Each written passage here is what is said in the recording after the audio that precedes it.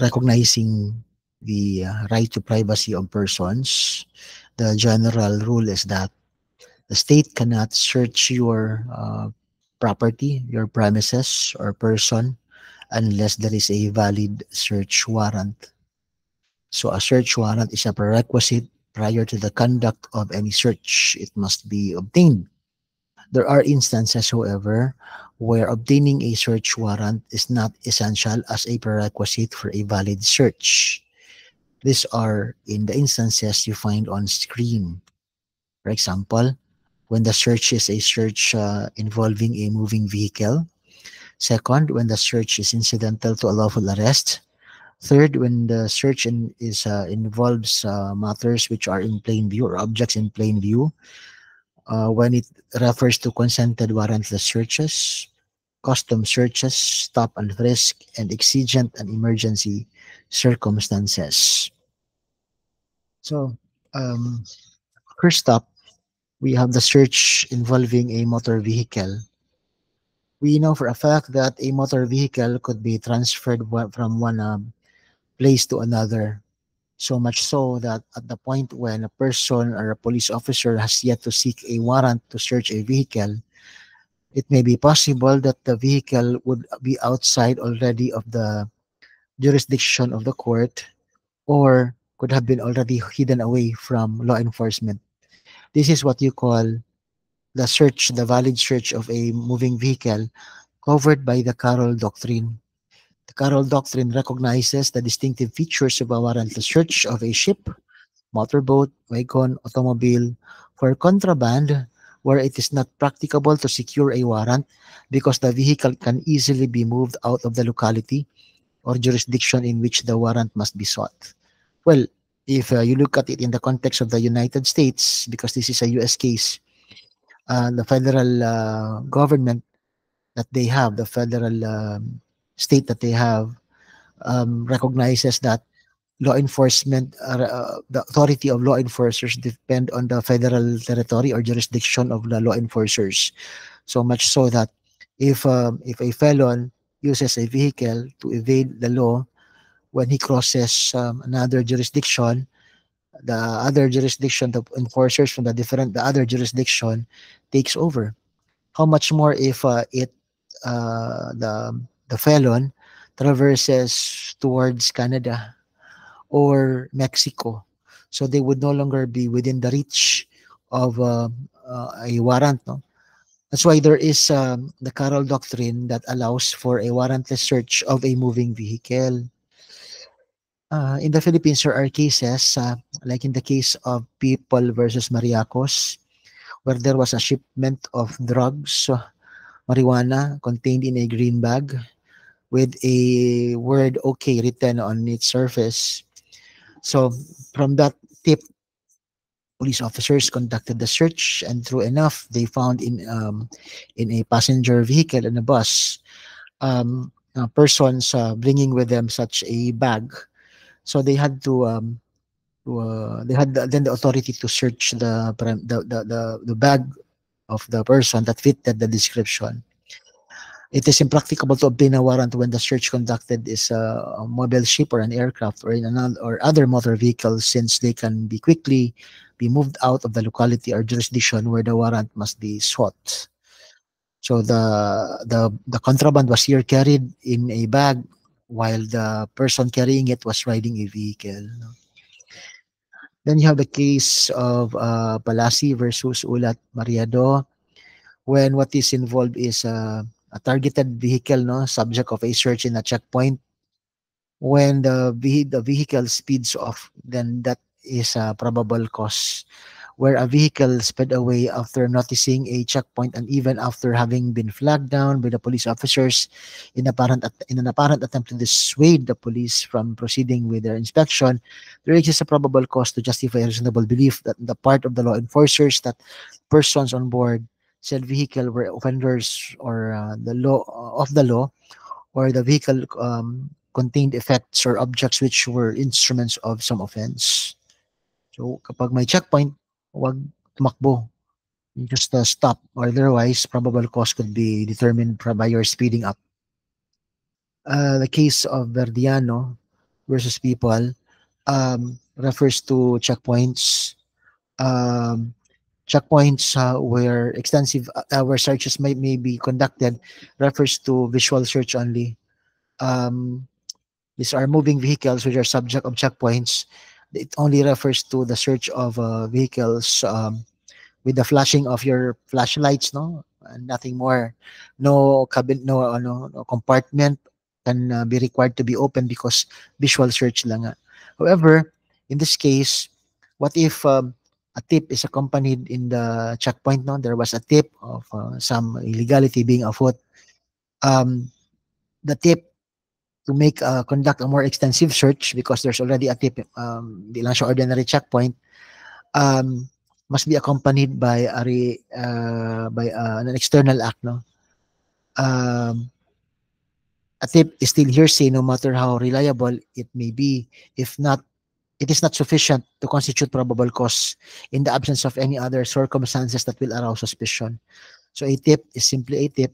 It does not have any value. But if you find the driver, for example, as uneasy, or the passengers as uneasy, or you may find suspicious materials other than material you're looking for, then it could be a probable cause. No?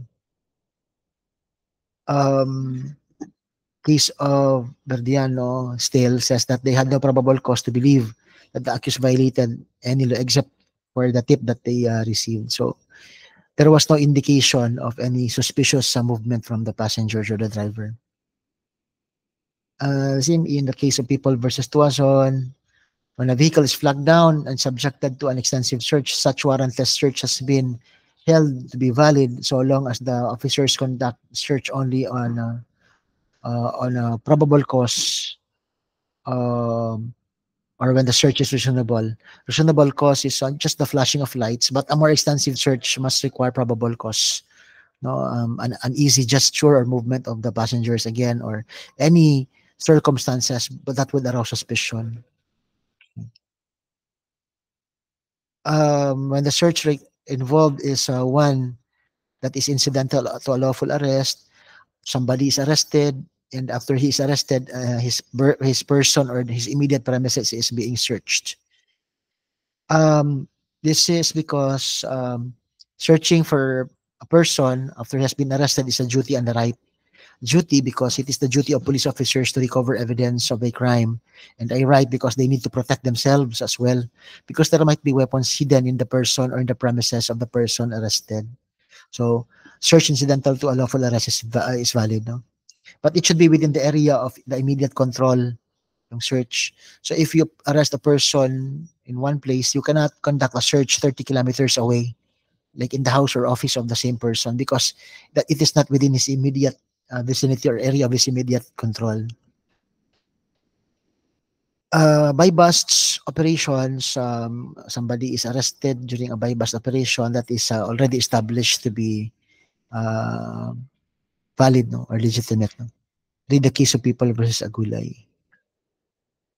What about if you are flagged down for a traffic violation? If you are flagged down for a traffic violation, can the police officer conduct an extensive search? Of course not, because a traffic violation is not the commission of this does not refer to the commission of a crime, but only some traffic rules. And apprehension for traffic violations is not akin to an arrest. In fact, you are not read your Miranda rights when you are apprehended for traffic violation. So there is no basis for an extensive search of a vehicle as a result of your road traffic apprehension or apprehension for a traffic violation. When the evidence is in plain view, um, an object in plain view of an officer who has the right to be in the position to have a view of that object to be seized even without a warrant. So there are three requisites here. There must be a prior justification for the intrusion. There must be evidence obtained in plain view inadvertently, and its illegality must be evidently or immediately apparent. Okay. So, like for example, no, they have a valid search warrant. The search warrant is too specific for drugs, illegal drugs, and they enforce a search warrant. But on the enforcement of a search warrant inside the house of the person who is subject of the warrant, they notice a firearm on top of the television set or on a cabinet in plain view. So in that case, the search warrant for the drugs are being sought is the reason for the valid intrusion. Secondly, the gun um, is just in plain view, top of the television or on the cabinet. And it's evidence or possibility of being illegal.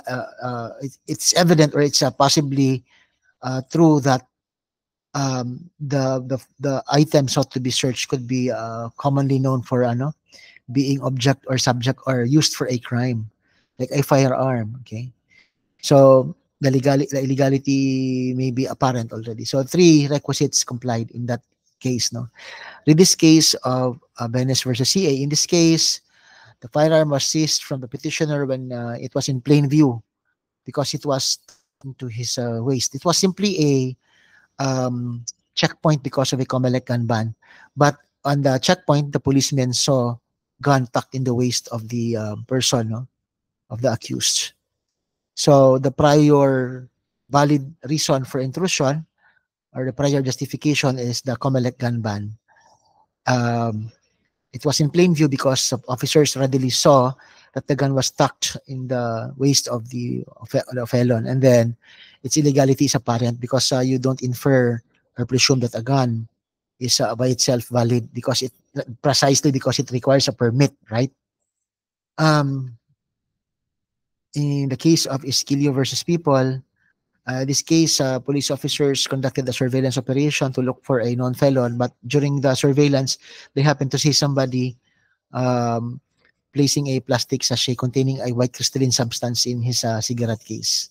So they had a prior valid reason for being there. They were conducting surveillance. They came into the possession of the or view of the material inadvertently. They were looking for something else, but they found something else. Okay, so and the white crystalline substance in a sachet has telltale signs of being an illegal drugs. Unless tawas talaga yun, but what are the odds also, no? People versus Martinez, you read this case, no? Stop and frisk is the what you call a Terry search from the case of Terry versus Ohio in the U.S., where a police officer observes an unusual conduct which leads him to reasonably conclude, in light of his experience and criminal activity, that criminal activity may be afoot, and that the persons with whom he is dealing with may be armed and presently dangerous. So in this case, um, the police officer here, um, there is no prior crime involved or committed, but um, this is police instinct, no? Because of the unusual conduct of the person who is to be searched. This case of Posadas versus CA, this happened in Davao City in the 90s.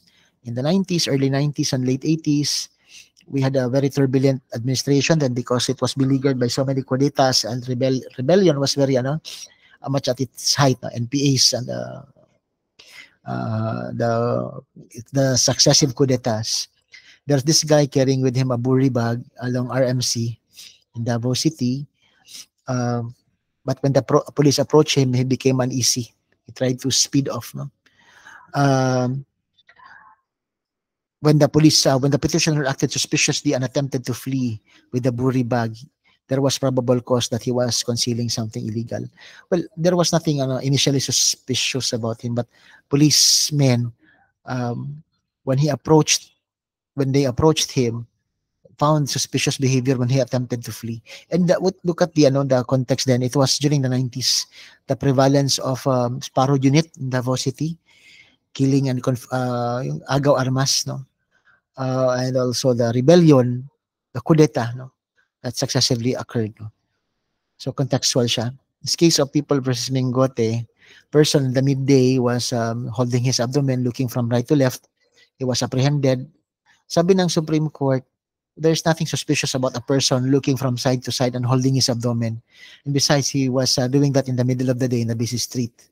So there was no probable cause. This case of Manalili versus CA, policemen were conducting surveillance in a cemetery frequented by drug addicts, and they happened to chance upon this person swabbling while walking with reddish eyes, telltale signs of drug use. So police instinct again was successful. No? So you do not confuse a warrantless search incidental to a lawful arrest with stop and frisk, because in warrantless search incidental to a lawful arrest, there is a prior valid arrest. While in stop and frisk, there is no prior valid arrest. They only rely on instinct. No. So stop and frisk is conducted to deter a crime, while a warrant of arrest is conducted or enforced because of a prior possible conduct of a crime.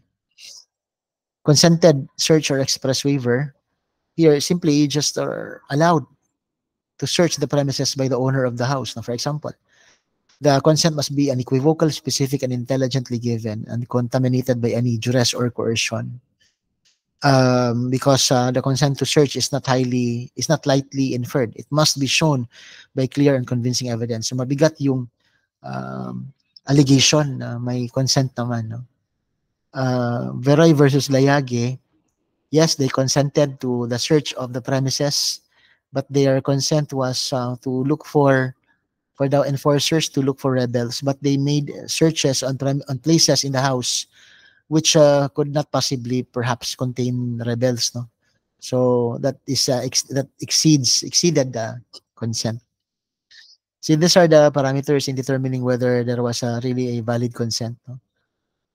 The age of the defendant, location of the place to be searched, if he objected to, the education and intelligence of the person giving the consent, and so on. Look at the context. Did he only say yes kasi natakot siya sa police enforcers or law enforcers? Did he say yes because he was afraid that because the area is secluded that something could happen to him? Were there scare tactics or reverse psychologies? No. So that's it. No. Look at the circumstances. No.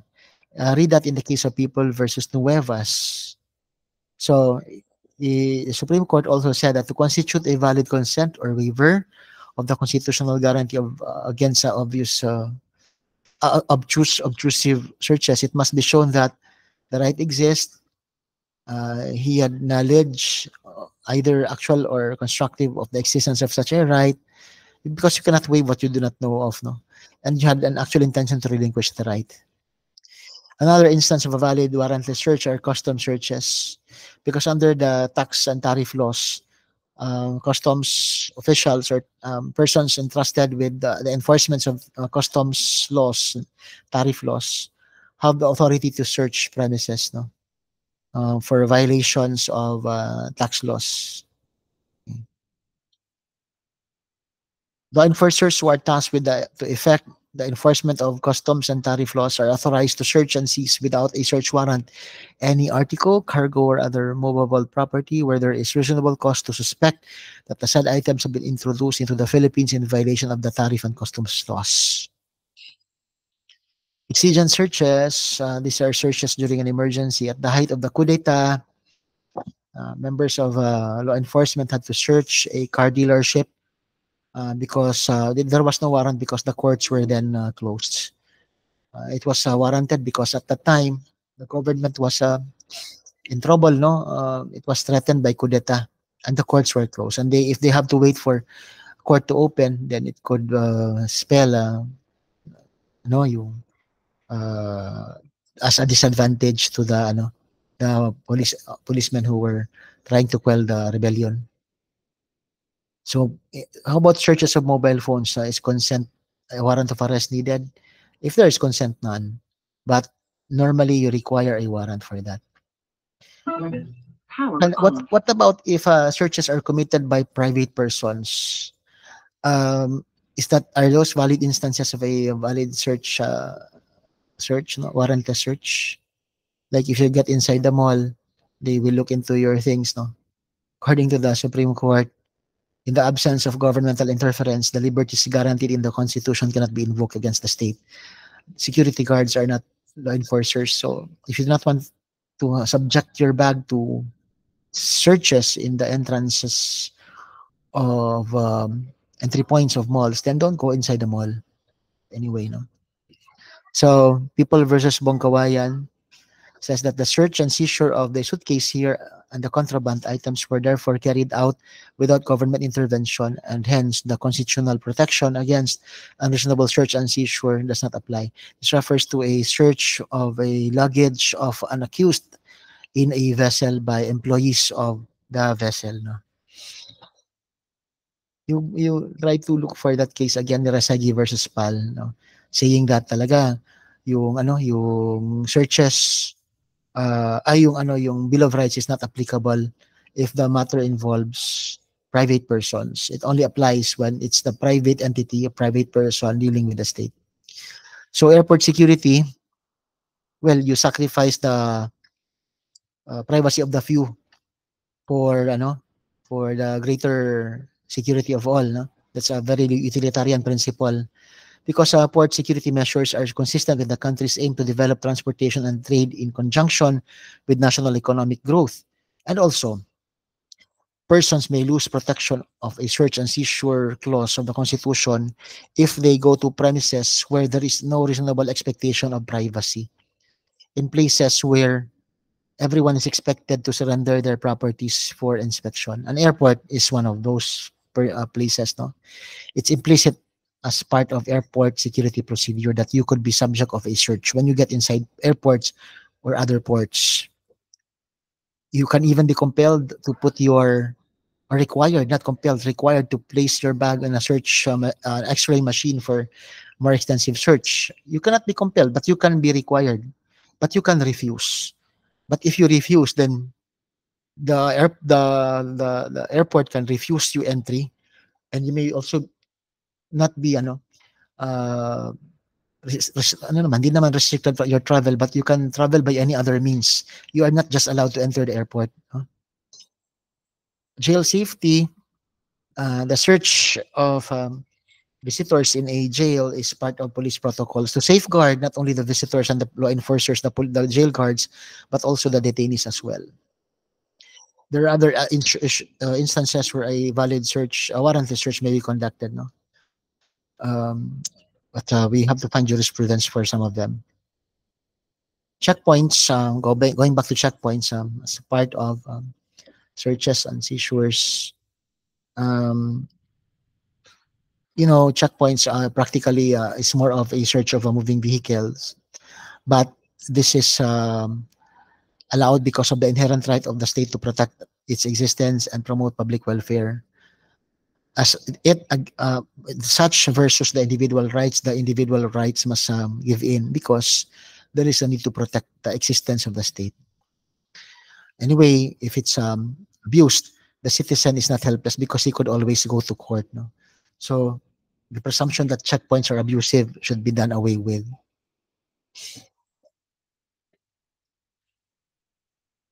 So these are the requirements for checkpoints: visual search or the flashing of lights only. In other words, in the absence of probable cause, the authorities cannot compel the passengers to get out of the car, cannot conduct bodily searches, or cannot compel the motorist to open the trunk or glove compartment of the vehicle. So, paano pag may probable cause? They are uneasy, they were sweating, may naamoy na whatever ang bomb sniffing dog, then that's probable cause. If a vehicle are stopped and extremely searched, it is because of some probable cause which justifies a reasonable belief of those manning the checkpoints that either the motorist is a law offender or the contents of the vehicle have been instruments in committing the crime. Itong zonings happened in the 90s when they get into well-populated areas to do saturation drives. This is only allowed if there is the respect for human rights. Okay. It's not already happening right now, no? What may be seized by a search warrant? Those which are subjects of the offense, stolen or embezzled or other proceeds are used or intended to be used. Subject matter of the offense, yung drugs, stolen or embezzled and other proceeds, yung pera, yung kita sa pagbebenta ng drugs, money, no? Usually intended to be used for an offense, a gun or knife or weapon, no? Or paraphernalia for the use of drugs. What are your remedies in case of a violation of your rights? No, um, the if the search is illegal, it's inadmissible in any proceeding. No, um, because if there is no doctrine of fruit of the poisonous tree, that's what you call it. No, it's not admissible, and if it's coming from an illegal search, then the prosecution will not be hampered in its in it's not the prosecution, but the state will not be hampered in abusing invasion of privacy, because only in case the prosecution, which controls the seizing officials, knows that it cannot profit from their wrong, will the wrong be repressed. You can also file for a civil action for damages against the violators, or file criminal cases against the violators. No, in the conduct of a search, there must be body worn cameras. That's already a requirement. No, that's why you find it in footages of policemen conducting a search. They have body worn cameras. They are required to wear body worn cameras, and if they are unavailable, a substitute recording device. No? So so what happens here? Mahalaga ito kasi kapag ikaw ay nag-serve ng iyong search warrant, you must notify the lawful occupant that there's a warrant and that you are recording the search.